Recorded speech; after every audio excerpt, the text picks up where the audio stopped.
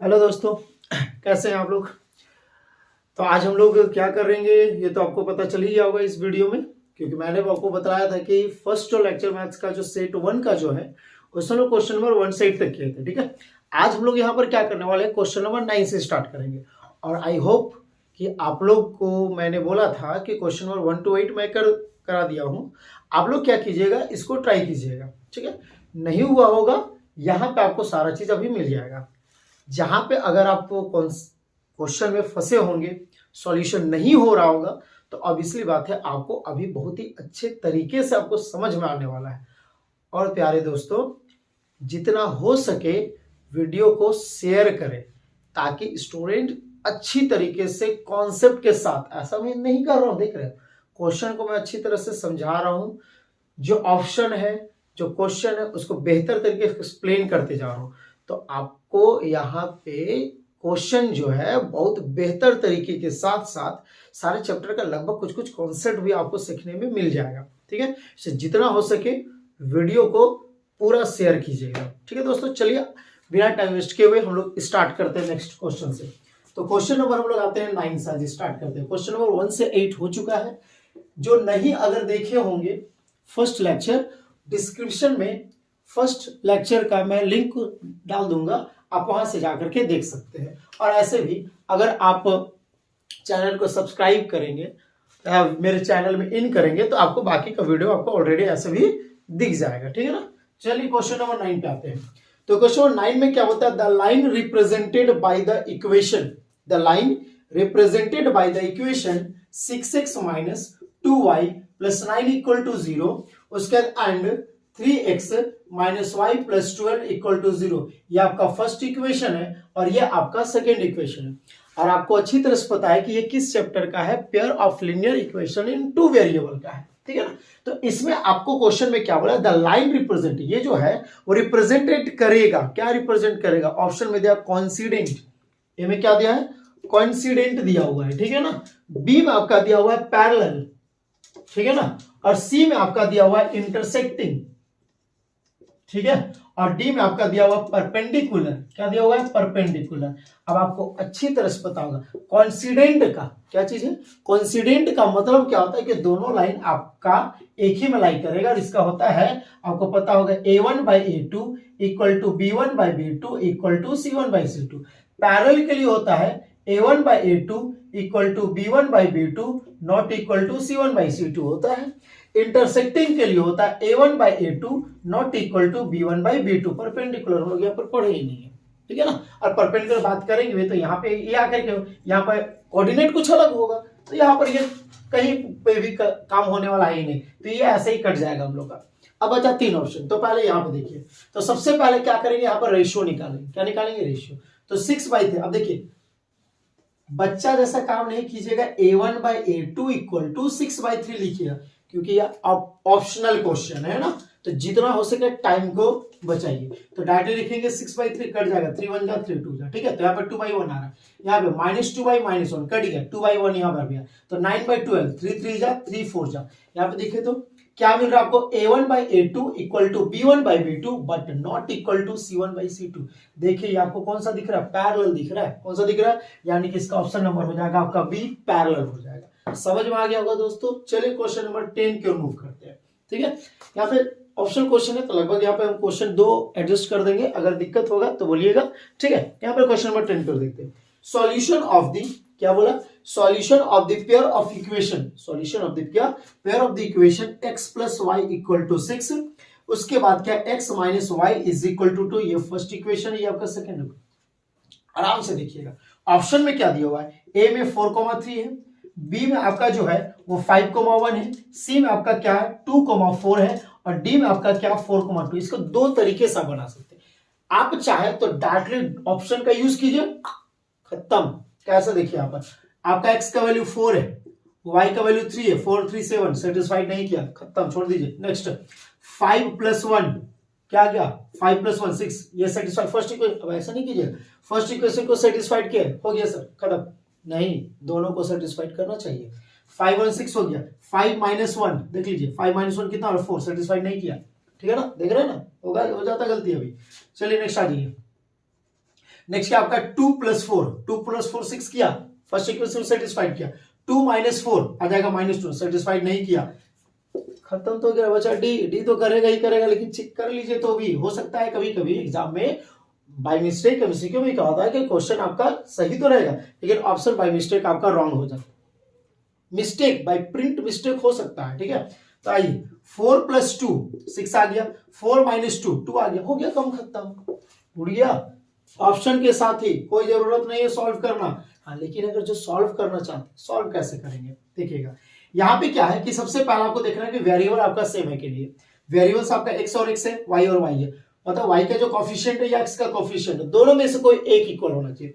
हम यहाँ पे जो कर रहे हैं वो ध्यान दें, y है, प्लस माइनस साइन डिफरेंट है, साइन डिफरेंट है, उड़ा देंगे, प्लस माइनस माइनस खत्म, x और x हो गया 2x, 6 और 2 कितना आ गया 4, सॉरी 6 और 2 हो गया 8, 2 4 8, तो x = आ गया 4।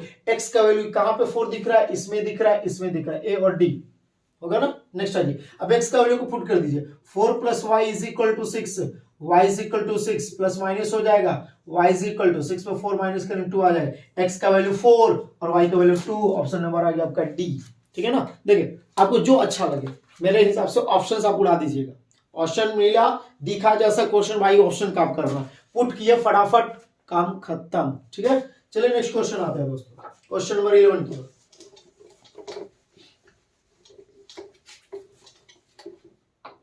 क्वेश्चन नंबर 11 देखिएगा, एकदम बेहतर तरीके से, एकदम कोई जल्दबाजी नहीं, आराम से देखिएगा। क्या होता है, which of the following are quadratic equation. अरे भाई ये तो और आसान क्वेश्चन है, which of the following are quadratic equation, option उड़ाइए, देखिए कैसे आराम से। ए में क्या है, x × x - 3 = x² - 7, बी में आपके पास है x + 1 का स्क्वायर = x² - 5x, सी में आपके पास है x + 1 का स्क्वायर = 2 × x - 3, डी में आपके पास है x² + 3x + 1 = x - 2। देखिए ऑप्शन से कैसे उड़ाते हैं, आराम से देखिएगा, नहीं समझ में आ रहा ध्यान दें, x × x, x², यहाँ पर x² है, दोनों प्लस में, खत्म, स्क्वायर नहीं बच रहा है। और क्वाड्रेटिक इक्वेशन तभी होगा ना जब वेरिएबल का हाईएस्ट पावर 2 होना चाहिए, और वेरिएबल का हाईएस्ट पावर 1 खत्म हो गया, तो भाई ये क्वाड्रेटिक इक्वेशन नहीं है। आ जाओ, x का स्क्वायर, x², यहाँ पर भी x² प्लस में है, दोनों खत्म हो गया। बोले सर खत्म कैसे हो रहा है बाबू, आराम से देखो, x² है इधर और इधर भी x² है, ये भी प्लस में और ये भी प्लस में है, ठीक है। x², ये प्लस को उठा के इधर लगे तो माइनस में आ जाएगा, स्क्वायर में x² को माइनस करोगे आ जाएगा 0, तो खत्म तो हो गया, बी भी नहीं है, सी में आ जाओ।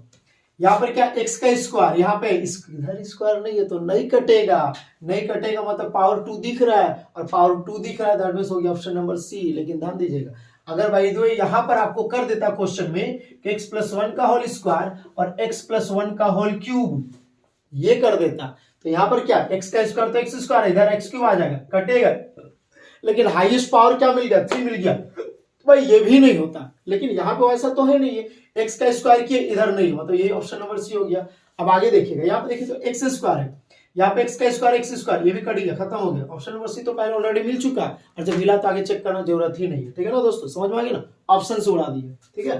क्वेश्चन नंबर 12 आ गया, the nature of the root, क्या बोला, the nature of the root of the quadratic equation, of the क्या quadratic equation x² + x - 1 = 0, इसका नेचर बोला। अब नेचर कैसे पता करेंगे, आपको पता होगा, डिस्क्रिमिनेंट निकालते हैं, तो डिस्क्रिमिनेंट जो होता है b² - 4ac से फाइंड करते हैं, और आपको पता हो कि डिस्क्रिमिनेंट जो है अगर 0 से ग्रेटर आएगा, डिस्क्रिमिनेंट जो है 0 से ग्रेटर आएगा, तो आपको पता है कि 2 अनइक्वल रियल रूट होगा, तो अनइक्वल क्या होगा, रियल रूट होगा। अगर d = 0 होगा तो क्या होगा आपका 2 इक्वल रियल रूट होगा, ठीक है ना। अगर d <0 होगा तो नो रियल रूट, कोई भी रूट इसमें नहीं आएगा, आपको अच्छी तरह से पता होगा। चलिए तो यहां पर वही काम करते हैं, डायरेक्टली निकालो, सॉल्व करोगे, d = b² तो 1 है तो 1 का स्क्वायर -4 × a का वैल्यू 1, c का वैल्यू -1, क्योंकि आपको पता है इसका जो स्टैंडर्ड फॉर्म होता है वो x² + bx + c = क्या होता है, 0 होता है, तो सारा का सारा यहाँ पर प्लस में है, तो जो माइनस में आएगा माइनस को लिखेंगे। आ जाइए, 1 का स्क्वायर 1, माइनस माइनस प्लस, 4 1 जा 4, 4 1 कितना गया 5, तो देखिए तो ये 0 से ग्रेटर आ रहा है, 0 से क्या आ रहा है, अब 0 से ग्रेटर आ रहा है मतलब 2 अनइक्वल रियल रूट होगा, तो यहाँ पर ऑप्शन देखिएगा क्या है, यहाँ पे लिख रहे हैं, साइड में देख रहे हैं दोस्तों, है ना। इसका ऑप्शन है फर्स्ट में real and unequal, real and क्या अनइक्वल। तो यहाँ पर क्या होता है, टू अनइक्वल रियल रूट, क्या बोला, टू अनइक्वल रियल रूट। तो ऑप्शन नंबर ए मिल गया, ऑप्शन नंबर क्या मिला, ए। काम खत्म हो गया दोस्तों। अब आ जाइए नेक्स्ट क्वेश्चन नंबर 13 की ओर। समझ में आ रहा है ना, एकदम बिंदास समझ में आएगा कॉन्सेप्ट के साथ, एकदम टेंशन नहीं लेना, बिंदास एकदम मैथ्स को उड़ा देना ऑप्शन के साथ। आ जाइए नेक्स्ट क्वेश्चन नंबर 13। क्या बोलता है, टू डिफरेंट रियल रूट, क्या बोला, two different real root of x square plus b x plus c equal to 0। Question में पहले ही बोल दिया भाई कि टू डिफरेंट रियल रूट मतलब दो अलग अलग होगा, और दो अलग अलग कब होता है, डी ग्रेटर देन 0 होता है, 0 से बड़ा होना चाहिए। डी क्या होता है, B square minus 4ac greater than 0। हो गया, ऑप्शन चेक कर लो आराम से। ऑप्शन में ए में दिया b square minus 4ac less than 0, नहीं होगा भाई, ठीक है ना। बी में क्या है, B square minus 4ac equal to 0, नहीं होगा। सी में B square minus 4ac greater than 0 होगा, यही तो है आपके पास, ठीक है ना। समझ में आ रहा होगा एकदम बढ़िया से। क्वेश्चन नंबर 14 आ जाओ। क्या था, what is the discriminant, what is the discriminant of the quadratic equation, क्या, x square minus x plus 3 equal to 0। ये आपका क्या है, इसका डिस्क्रिमिनेंट निकाला, क्वाड्रेटिक इक्वेशन है, डिस्क्रिमिनेंट निकालना भाई एकदम बच्चा वाला है। क्या करेंगे, D equal to b square minus 4ac। अब जो स्टूडेंट होगा ना इसको लिखेगा नहीं भाई, क्यों लिखने में टाइम वेस्ट करे इसमें। बी स्क्वायर माइनस 1 का स्क्वायर माइनस 4 इंटू ए का वैल्यू 1 है, सी का वैल्यू 3 है, ठीक है ना। माइनस 1 का स्क्वायर क्या हो जाएगा 1, 4 3 का हो जाएगा 12, 12 में 1 माइनस करेंगे माइनस 11, तो डिस्क्रिमिनेंट मिल गया भाई माइनस 11 मिला। क्या मिला, माइनस 11। जरा देखो ऑप्शन में एक बार थोड़ा सा नजर डाल लेते हैं। ए का वैल्यू 3 नहीं होगा भाई, बी में क्या 8 नहीं होगा, सी में 7 नहीं होगा, डी में आपका माइनस 11। यार भाई यही तो होगा, पहले ही तो 3 ऑप्शन खत्म हो गया, तो लास्ट तो बचेगा ही बचेगा, ठीक है। लेकिन ध्यान में नन ऑफ दिस भी दे देगा, लेकिन मैक्सिमम आप नहीं मिलता है, एक दो केसेस में मिला तो ठीक है, क्योंकि ये सब जो नन ऑफ दिस जो होता है वो भाई कंपटीशन वाले लोग के लिए होता है। आप लोग अभी सेकेंडरी लेवल का है तो उतना नहीं देता आप लोग को है। चलिए नेक्स्ट आगे क्वेश्चन की ओर मूव करेंगे, क्वेश्चन नंबर 15 मूव करेंगे, आराम से देखिएगा। फर्स्ट टर्म एंड, देखिए first term A and common difference D. अब समझ गए, एपी का क्वेश्चन है, first term A and common difference D. और आपको पता होगा एपी किसको बोलते हैं, नंबर का ऐसा सीरीज, नंबर का क्या ऐसा सीरीज जो या तो इंक्रीजिंग करे या तो डिक्रीजिंग करे, लेकिन उसके बीच का जो डिफरेंसेस होता है जिसको बोलते हैं कॉमन डिफरेंस, वो आपका सेम होना चाहिए। जैसे 2 4 6 8 10 भाई सबका डिफरेंस 2 का है, तो कॉमन डिफरेंस 2 है। फर्स्ट टर्म आपका 2 है, सेकंड टर्म 4 है, थर्ड टर्म 6 है, फोर्थ टर्म 8 है। और फर्स्ट टर्म को रिप्रेजेंट करते हैं A1 से, सेकंड को A2 से, थर्ड को A3 से, फोर्थ को A4 से, ठीक है ना दोस्तों। यहाँ पे क्या बोला, व्हाट इज, हो गया ये ना क्वेश्चन 15 है ना, sorry. First term A and common difference D of the AP, the nth term. nth का मतलब क्या होता है कि आपका जो A1 A2 A3 A4 A5 A6 ये जो जाता है वो n तक जाता है, तो इसको हम लोग कैसे निकालते हैं, तो इसको आपको अच्छी तरह से पता होगा कि n is equal to a plus n minus 1 into d से निकालते हैं, ये nth फॉर्मूला होता है। कोई भी टर्म निकालने बोलते हैं ना भाई, हम लोग को 10 निकालने बोलते हैं, भाई 10th प्लेस पर देखो 10th nth टर्म का मतलब क्या है, जब 10th टर्म कर बात करेगा ना तो समझिए कि 10th प्लेस पे कौन सा नंबर। टर्म का जब बात करें तो ध्यान रखना है कि प्लेस का बात करें, जैसे ये फर्स्ट प्लेस है तो फर्स्ट प्लेस पर 2 है, सेकंड प्लेस है 4 है, थर्ड प्लेस पर 6 है, फोर्थ प्लेस पे 8 है, फिफ्थ प्लेस पे 10 है। तो उसी तरीके से 10th प्लेस पे कौन सा नंबर है, उसी तरह से जो nth होगा, प्लेस वहां पे नहीं पता है, कोई भी प्लेस पूछ देगा तो उसके लिए क्या यूज करते हैं, तो n is equal to a plus n minus 1 into d, जहां पे a होता है फर्स्ट टर्म, n होता है नंबर ऑफ टर्म यानी कि कितना प्लेस का बात हो रहा है, d होता है कॉमन डिफरेंस। ऑप्शन जरा देख लो भाई, क्या a में an is equal to a plus d, अरे भाई नहीं होगा। b में an is equal to a plus n d, नहीं होगा। c में an is equal to a plus 3d, नहीं होगा। बचा d, वो होगा ही होगा, an is equal to a plus n minus 1 into d, मिल गया, काम खत्म, ठीक है ना। चलिए क्वेश्चन नंबर आते हैं 16 की ओर आते हैं, ध्यान दीजिएगा आराम से, एकदम पूरा बेसिक कॉन्सेप्ट के साथ, ऐसा नहीं कि आप जब कॉन्सेप्ट के साथ अभी एमसीक्यू देखिएगा और टॉपिक के साथ करते जाइएगा तो आपको एग्जाम में एक भी क्वेश्चन में कोई दिक्कत नहीं होने वाला है। चलिए क्वेश्चन नंबर 16 आइएगा। 30th टर्म, देखिए हम क्या बोले थे ना, प्लेस बात किया। 30th term that means n is equal to 30 दिया हुआ place. 30th term of AP, AP आपका दिया हुआ है, क्या दिया हुआ है 10 7 4 इज, इसका 30 प्लेस का बात किया। क्या बात किया 30 प्लेस का। यहाँ पे देखिएगा डिक्रीजिंग ऑर्डर में जा, क्या हो जा रहा है डिक्रीजिंग ऑर्डर में जा रहा है। जरा देखो 30 प्लेस तो A30 को तुम शॉर्ट में a प्लस 29 डी लिख सकते हो। क्या है जरा देख लोगे, n is equal to a plus n minus 1 into d, n 30 में 1 माइनस 29। क्या है अब स्टेप इंक्रीज करें, a का वैल्यू है 10, 29 इंटू डी का वैल्यू कैसे निकालोगे, सेकेंड में से फर्स्ट को माइनस करोगे, 7 में से 10 को माइनस करेंगे तो -3 आ जाएगा। ध्यान दो लेगा आराम से, 3 9 जा सॉरी प्लस माइनस माइनस 3 9 जा 27, 3 2 जा 6 2 8 आ गया आपका -77 आ गया है ना दोस्तों। कोई दिक्कत होगा तो बोलोगे, ठीक है ना। चलो यहाँ पर कितना मिला -77 मिला, क्या मिला 30th टर्म मिला। जरा देखो ऑप्शन चेक करते हैं फटाक से हम लोग। ए में 97 नहीं होगा, बी में 77 नहीं होगा, सी में -77 दिख रहा है, मिल गया आपको सी नंबर। नहीं तो आदत हो जाता है ए बी सी हम लोग का गलत है डी, कभी नहीं, ऐसा कभी नहीं करोगे, सबको चेक करोगे, ठीक है ना। क्वेश्चन नंबर आ जाओ 17 एकदम बढ़िया से।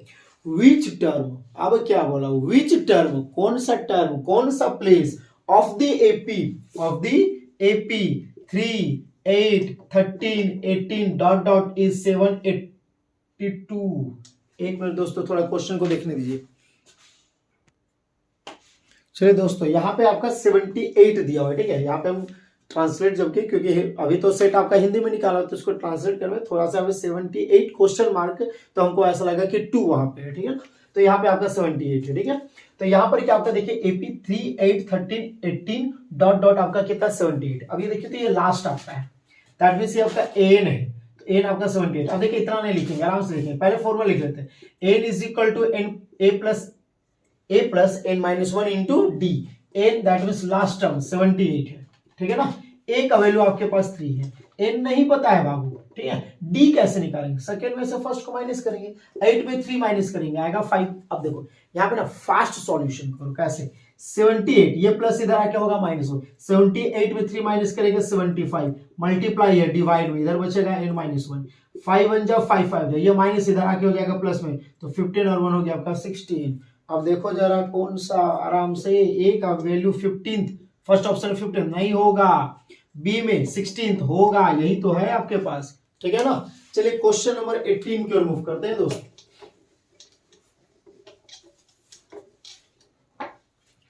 क्वेश्चन नंबर 18 आ जाइए, आराम से देखिएगा। Corresponding side of the similar triangle, अरे भाई ये तो एकदम ऐसा क्वेश्चन है ना, क्या बोला क्वेश्चन में कि corresponding side of the similar triangle, जब दो ट्रायंगल सिमिलर होता है, दो ट्रायंगल क्या होता है सिमिलर, मतलब दिखने में जैसा होना चाहिए, बराबर नहीं होगा। बराबर किसमें होता है, कॉन्ग्रुएंट में होता है। क्या होता है कॉन्ग्रुएंट, ऐसा कोई भी फिगर जो एक दूसरे को पूरी तरह से कवर कर दे, आगे से पीछे वाला नहीं दिखना चाहिए, पीछे वाला से आगे वाला नहीं दिखना चाहिए, इसको बोलते हैं ओवरलैपिंग। तो यहाँ पे क्या बोला सिमिलर का बात किया, क्या बोला सिमिलर, सिमिलर का मतलब क्या होता है एक जैसा दिखने वाला, लेकिन इक्वल नहीं होगा, दिखेगा सिर्फ, होगा इक्वल में। तो सिमिलर के लिए क्या होता है, सिमिलर ट्रायंगल के जो कोरिस्पोंडिंग साइड का जो रेशियो होता है वो इक्वल होता है। कोरिस्पोंडिंग का मतलब क्या होता है साथ वाला। तो जैसे ए बी के साथ पी क्यू है तो इसका रेशियो होगा A B by P Q, side equal होगा। बीसी के साथ क्यू आर है तो बीसी बाई क्यू आर होगा। एसी के साथ कौन सा पी आर होगा। तो ये रेशियो मिला, क्या मिला। और जब रेशियो एक से ज्यादा रेशियो होगा तो उसके लिए यूज करते हैं हम लोग प्रोपोर्शनल यूज करते हैं। क्या यूज करते हैं प्रोपोर्शनल। जब एक से ज्यादा रेशियो होगा, जैसे 2:3 है तो वो सिंपली रेशियो कहलाएगा, लेकिन 2:3, 4:5 ऐसा रहेगा तो उसके लिए प्रोपोर्शनल यूज करते हैं। क्या यूज करते हैं प्रोपोर्शनल। तो यहां पर क्या हम लोग देखें कि सिमिलर ट्राइंगल होगा तो इसका जो कॉरिस्पॉन्डिंग साइड का जो रेशियो है वो कैसा होगा प्रोपोर्शनल होगा। कैसा होगा प्रोपोर्शनल। देखोगे ऑप्शन में ए में आपका दिया हुआ इक्वल नहीं होगा, बी में आपका प्रोपोर्शनैलिटी, क्या है प्रोपोर्शनैलिटी, भाई यही होगा प्रोपोर्शनल, प्रोपोर्शनैलिटी, ठीक है ना। चलिए क्वेश्चन नंबर 19 आते हैं, देखोगे आराम से बाबू इसके बाद आप लोग का जो होगा सब्जेक्टिव में आएंगे, क्योंकि सेट 1 तो निकाला है, पहले इसका क्लियर करेंगे फिर प्रीवियस ईयर वाला भी क्वेश्चन में जाएंगे।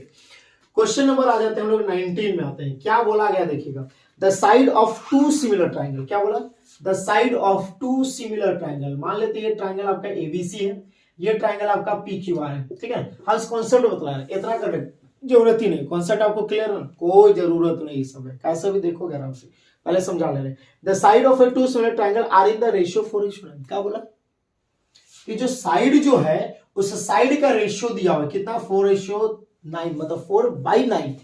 4:9 का मतलब क्या, 4/9। और आपको याद होगा, पढ़े आप लोग हैं कि सिमिलर ट्राइंगल जो होगा तो उसका एरिया का रेशियो, किसका, एरिया का ratio, area ABC divided by area PQR, तो उसका एरिया का रेशियो इक्वल होता है कोरिस्पोंडिंग साइड का स्क्वायर का रेशियो। किसका, कोरिस्पोंडिंग साइड का स्क्वायर, भाई साइड दिया हुआ है तो 4 का स्क्वायर, स्क्वायर का रेशियो, फिर 9 का स्क्वायर, 4 का स्क्वायर 60, 9 का स्क्वायर 81, काम खत्म। आपको ये जरूरत ही नहीं है, आपको कॉन्सेप्ट क्लियर है तो डायरेक्टली ये कीजिए, और इतना भी नहीं लिखना है। 4 का स्क्वायर, अच्छा 60, 9 का स्क्वायर 81, हाँ 16/81। जरा ऑप्शन देखो कहां पर है, ए में आपका 2:3 नहीं होगा, बी में 4:9 नहीं होगा, सी में 81:16, 81 क्या नहीं होगा, फिर आपका क्या डी में आपका है 16:81 होगा, यही तो हो गया, ठीक है। जरूरत ही ना, वो कॉन्सेप्ट क्लियर है। बोला कि दो सिमिलर ट्राइंगल है, दो क्या है, सिमिलर ट्राइंगल है, उसका कोरिस्पोंडिंग साइड का रेशियो दिया हुआ है, तो उसका एरिया का, किसका, एरिया का रेशियो क्या होगा, तो भाई एरिया का रेशियो पूछा, अच्छा ठीक है। तो एरिया का जो रेशियो होता है उसका कोरिस्पोंडिंग साइड का स्क्वायर का रेशियो के इक्वल होता है, तो 4 का स्क्वायर 60, 9 का स्क्वायर 81, काम खत्म। मुश्किल से 5 सेकंड भी नहीं, आपको खाली क्या करना, 4 का स्क्वायर 60, 9 का स्क्वायर 81, ऑप्शन खोज ले, खत्म, 5 सेकंड भी नहीं लगा आपको, ठीक है। आते हैं नेक्स्ट क्वेश्चन नंबर 20 की ओर। चलिए दोस्तों क्वेश्चन नंबर 20 की ओर आते हैं हम लोग। क्वेश्चन नंबर 20 में क्या था, इन ट्राइंगल एबीसी, ध्यान दीजिएगा, इन ट्राइंगल एबीसी बोला गया है, इन ट्राइंगल एबीसी, AB 6√3, उसके बाद AC 12, उसके बाद BC 6, देन एंगल बी। अब यहां पर एंगल बी का बात बोला है ना, अब आपको सबसे पहली बात है ना कि एंगल बी का जब बात बोला तो आपको सबसे पहले दिमाग में, भाई ये तो स्केलन है, कोई साइड इक्वल नहीं है, तो भाई कोई साइड नहीं इक्वल है तो एंगल बी कैसे निकालेंगे। भाई पाइथागोरस भी वो चीज होता है ना, कोई पाइथागोरस क्या बोलता है कि हाइपोटेनस के square is equal to pole square plus base के स्क्वायर। बोलेंगे लेकिन सर पता कैसे करेंगे, यहाँ पर हाइपोटेनस को होगा, क्योंकि पाइथागोरस जो होता है वो राइट एंगल ट्राइंगल में काम करता है। बाबू वही तो क्वेश्चन में आपको बोला कि एंगल बी कितना होगा, यही तो पता करना है, तो पहले देख लेते हैं पाइथागोरस काम करता है कि नहीं करता है। तो पाइथागोरस कैसे पता करेंगे, पाइथागोरस को पता होगा कि हाइपोटेनस सबसे बड़ा होता है, तो सबसे बड़ा तो यहाँ पर 12 दिख रहा है, तो देखिए h square is equal to P square plus B square.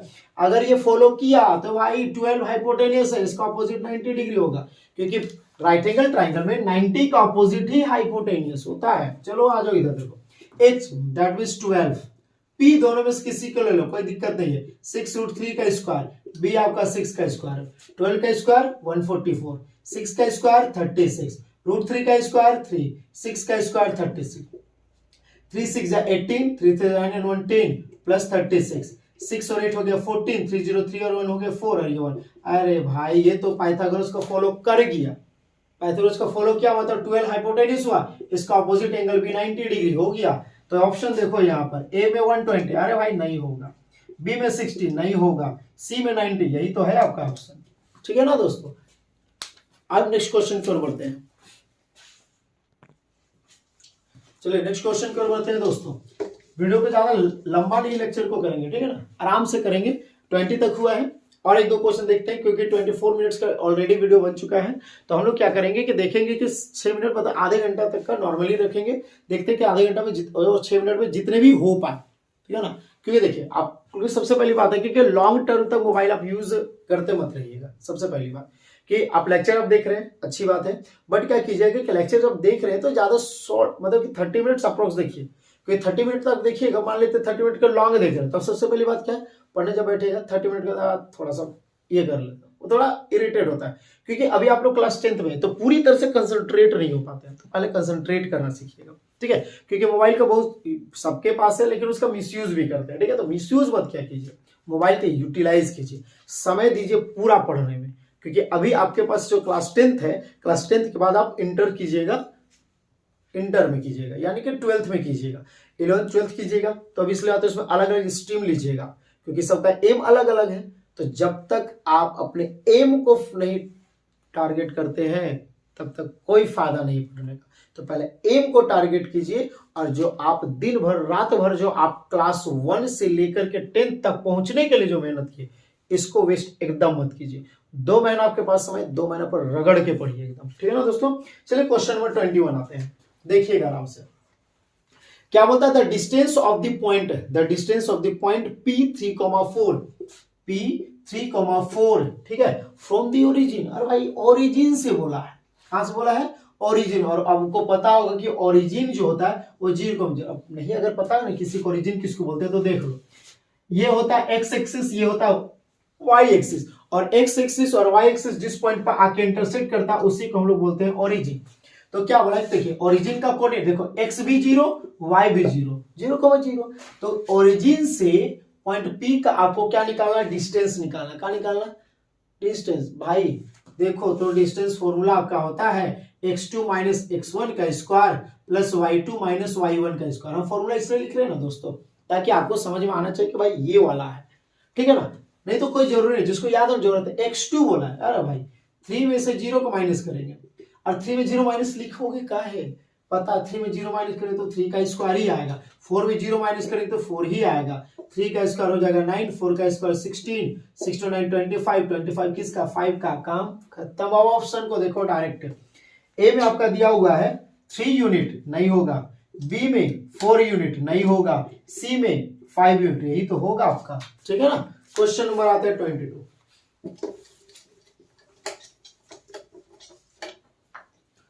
आ जाओ दोस्तों, क्वेश्चन नंबर 22 की ओर आ जाए, ठीक है ना। The mid point of the line segment joining the point, joining the point बोला है, क्या बोला है 2,5, ठीक है। आपका फिर क्या दिया 4,7, और इसका क्या बोलता है मिड पॉइंट, ये आपका मिड पॉइंट है, ए और बी ये मिड पॉइंट है, बीच का बोलता है the mid point of the line segment joining the point. तो इस मिड पॉइंट का पॉइंट निकालना, मतलब एक्स और वाई निकालना। और आपको पता है मिड पॉइंट में करता है कुछ नहीं है, एक्स इज इक्वल टू क्या आ जाएगा, x2 plus x1 divided by 2, y के लिए काम करेगा y2 plus y1 divided by 2।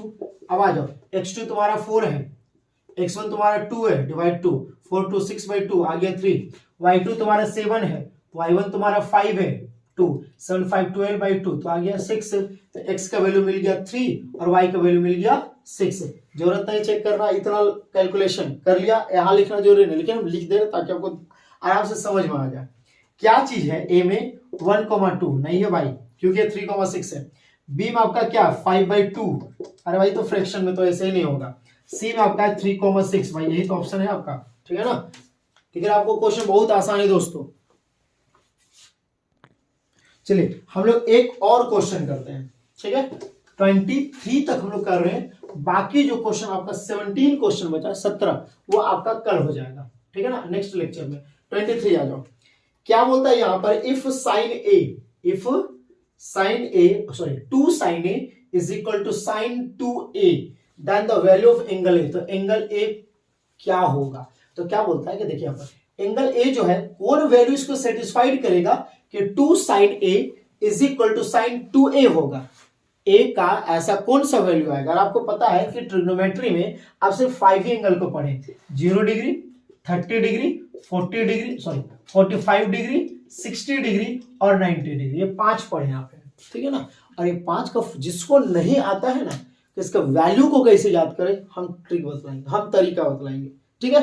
लेकिन अभी हम नहीं बता रहे, बोलिएगा मैं बतलाऊंगा। इधर आ जाइए, यहाँ पे आप देखिए इसके लिए ऑप्शन चाहिए, ठीक है, ऐसे नहीं बनेगा।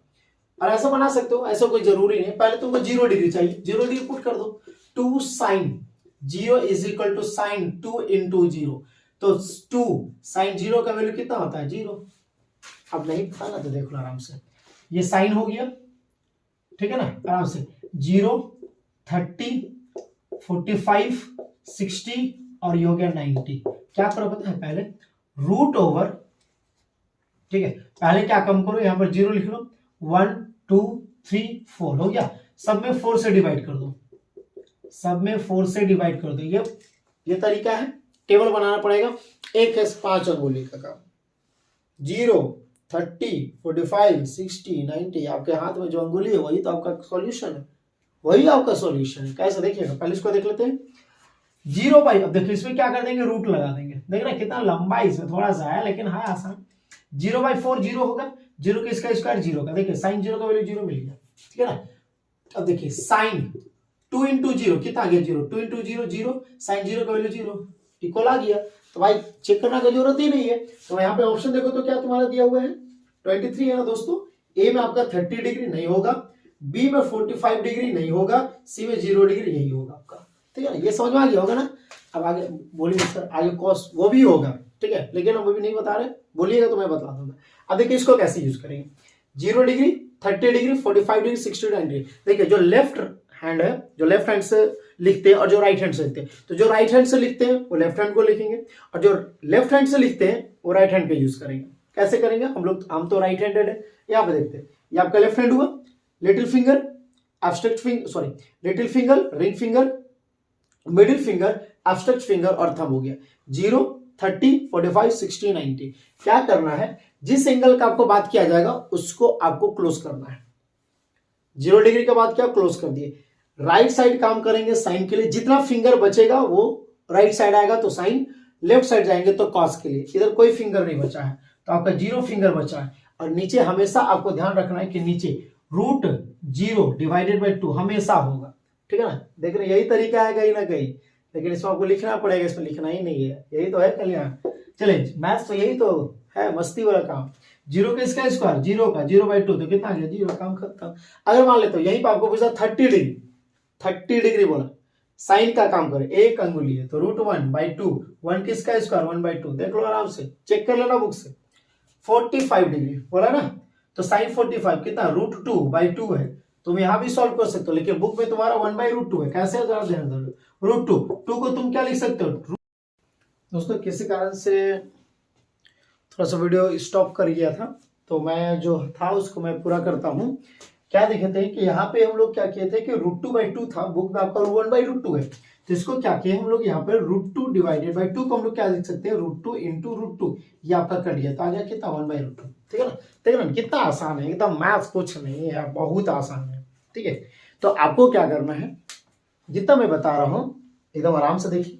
क्या कीजिए, जो क्वेश्चन आपको मिला देखिए तो टाइम कितना लगता है आपको, खुद से सॉल्व कीजिए, टाइम क्या लगता है। अब ऐसा नहीं कि हमको सर हम लोग को तो याद रहे कि इसका ये वाला आंसर था, वो नहीं, आप खुद से सॉल्व कीजिए, कितना टाइम लगता है सॉल्व करने में, वो देखिए क्या रिजल्ट मिल रहा है कि नहीं। दोस्तों साल भर में आप लोग क्या किए ना, क्या नहीं किए उसको छोड़ दीजिए। 2 महीना आपके पास बचाओ, 2 महीना उड़ा दो एकदम। मैथ्स तो भाई 40 में 40 कहीं नहीं जाना चाहिए, सब्जेक्टिव 40 में 35 एकदम श्योर, कितना खराब होगा तो 40 तो ऑब्जेक्टिव में कहीं नहीं, मतलब कहीं नहीं, पूरा रगड़ देना है चाहे जो हो जाए, ठीक है ना दोस्तों। और वीडियो को जितना हो सके पूरा दोस्तों पूरा शेयर कीजिए, फैला दीजिए एकदम कि भाई इतना शानदार तरीके से पढ़ना है। क्वेश्चन एमसीक्यू कहीं से भी आ जाए, कॉन्सेप्ट इतना जानदार रखना है, इतना हेवी रखना है कि क्वेश्चन भाई कहीं से निचोड़ के दे दे, चुटकियों में सॉल्व करना है, ठीक है ना दोस्तों। मिलते हैं अगले लेक्चर में।